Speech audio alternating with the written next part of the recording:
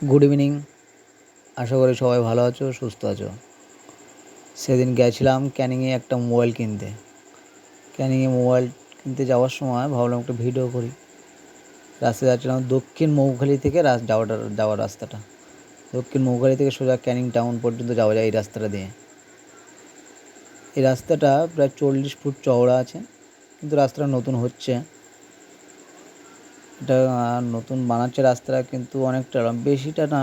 রাস্তাটা হলো ওই 4 থেকে 5 কিলোমিটার। বেশি সময়ও লাগে না যেতে, খুব কাছাকাছি হয়ে যায়। দক্ষিণ মৌখালি থেকে এই রাস্তাটা সোজা।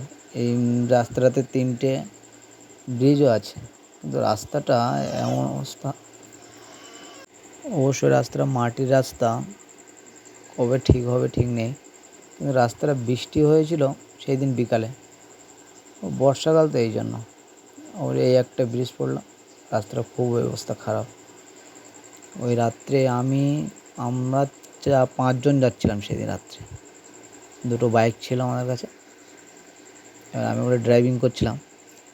রাস্তা সাধারণত যে কেউ ওই রাস্তাটা দিয়ে গাড়ি রাত্রেবেলায় ড্রাইভিং করতে পারবে না, এবং 2 সাইড দিয়ে ভেড়ি আছে, মাছ চাষ হয়, মাঝখান দিয়ে রাস্তাটা গেছে। 40 ফিট রাস্তা হলে গেবে, পুরো মাটির রাস্তা, এবং রাস্তাটা খুবই বাজে রাস্তা। জানি না কবে ঠিক হবে। যেদিন ঠিক হবে সেদিন এই সাইডের লোকগুলো খুব যাতায়াতের জন্য ক্যানিং খুব তখন কাছাকাছি চলে আসবে ওদের। যেটা এখন 4-5 কিলোমিটার আছে, সেটা অবশ্যই, যেটা এখন যেতে প্রায় 15-20 মিনিট লাগবে, সেটা 5 থেকে 7 মিনিটের মধ্যে চলে যাবে। রাস্তা ঠিকঠাক হয়। তাহলে এখন তো ওই রাস্তাটিতে রাত বিরাত কেউ যাতায়াত করেও না। খুবই অন্ধকার রাস্তা, কোনো লাইট নেই, কিছুই নেই। 2 সাইড দিয়ে ভেড়ি আছে। আর একটা ব্রিজও চলে এসেছে বলতে বলতে। এইটাও দক্ষিণ মৌখালি আর মাতলা নদীর মাঝে এই ব্রিজটা। 3টে ব্রিজ আছে। এরপরে একটা বৃদ্ধাশ্রম আছে, এই ব্রিজটা শেষ করে একটা বৃদ্ধাশ্রম আছে সামনে। এবং রাস্তাটা খারাপ, প্রচুর খারাপ রাস্তা। কেউ যদি কখনো যায় ওই রাস্তা দিয়ে, সাধারণত যারা কলকাতায় গাড়ি চালায় তারা ওই সব রাস্তা দিয়ে ড্রাইভিং করাটা নিজেদের পক্ষে খুব রিস্কের ব্যাপার। অবশ্য আমি এর আগে 1-2বার গেছি, কিন্তু অসুবিধা হয়নি। কিন্তু সেদিন রাত্রে ছিল, একবার রাস্তাটা দেখলে বুঝতে পারবেন কী রাস্তার অবস্থা।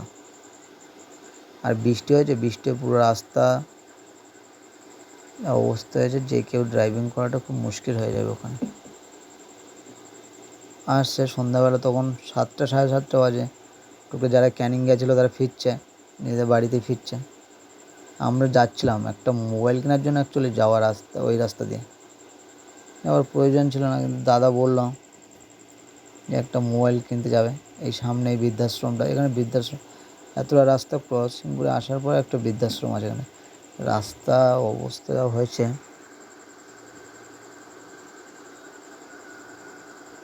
এইটা বৃদ্ধাশ্রম আছে। এবার এই বৃদ্ধাশ্রমটা গ্রামের দিকে, তাও বৃদ্ধাশ্রম একটা বানাতে হয়েছে। আজ আমরা কোথায় নেমে চলে এসেছি।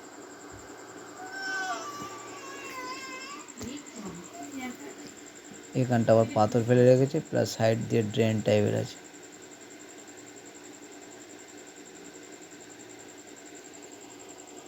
ওই দিন যাওয়া হলো একটা মোবাইল কেনার জন্য। এইটা 3 নম্বর ব্রিজ, এখানে চলে 3 নম্বর ব্রিজটা। এই ব্রিজটার উপরে 2টো দোকানও আছে। আবার সন্ধ্যাবেলায় অনেকে ঘুরতেও আসে এইদিকে। এই ব্রিজটা শেষ করে বাঁ দিকে আছে লর্ড ক্যানিংয়ের বাড়ি। লর্ড ক্যানিংয়ের বাড়িটা অবশ্য দেখাতে পারবো না, যদি কখনো যাই সময় করে।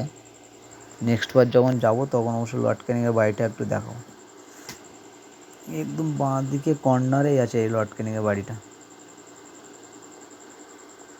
এই রাস্তাটা অবশ্যই শেষ হয়েছে, এই রাস্তাটা এই বাঁ সাইডে, এখানে এই বাঁ দিকটাতে যেটা এই ঘেরা আছে রেলিং দিয়ে, সেটাই এটা লর্ড ক্যানিংয়ের যে পাঁচিল তোলা আছে। এখান থেকে আর কিছুটা গেলেই, মিনিট 5 গেলেই ক্যানিং বাজারটা চলে আসবে। ক্যানিং বাজারে ঢোকার গলি এটা। আর এই গলিটা দিয়ে ঢুকলাম, এটাই ক্যানিং বাজার। এই গলিটার যা ভিড়, হয় সাধারণ সচরাচর ভিড় থাকে, সেদিন তো রবিবার ছিল বলে আরও বেশি ভিড় ছিল এই গলিটার মধ্যে, ভালো ভিড় ছিল। যেমন ভ্যান তেমন অটো তেমন টোটো, সবাই এই ভিড়টার মধ্যে। আর গ্রামের দিকে তো বেশি আরও, কেউ কাজ থেকে ফিরছে, কেউ হয়তো সানডে থাকে বেরিয়েছে, মার্কেটিং করতে বেরিয়েছে, বা কেউ একটু ঘুরতেও বেরোয় মাঝে মাঝে। সারা সপ্তাহে সবাই যারা ব্যস্ত থাকে তারা এই দিনটা একটু, রবিবার থাকলে একটু ঘুরতে বেরোয়। আবার এখানে টোটো,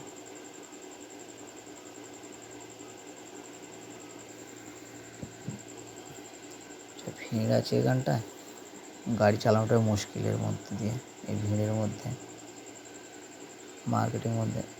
এইখানটায় এসে গেছি, প্রায় কাছাকাছি এসে গেছি। এই মোড়টা, এটা ক্যানিং মোড় আছে, এই যে আই লাভ ক্যানিং, লাভ ক্যানিং আছে এখানটা। এই আরেকজন পড়েও গেছে এখানটায়, এইদিকে এই বাইক নিয়ে পড়ে। এত জ্যাম রাস্তাটার কর্নারটাতে, না কোনো ট্রাফিক আছে না কিছুই নেই। যেমন সামনে আবার একজন মারা গেছে, তাকে নিয়ে যাচ্ছে, সেই জন্য আরও গাড়িটা বেশি জ্যাম হয়ে গেছে রাস্তাটা। যাতায়াত এত অসুবিধা, যাতায়াত বৃষ্টি হয়েছিল তো, প্রচুর জল, হালকা বৃষ্টি পড়ছিল সেদিন। এই আমরা এসে গেছি, এখান থেকে মোবাইলটা নেওয়া জিও ডিজিটাল থেকে। চলো নেক্সট ভিডিওতে দেখা হচ্ছে।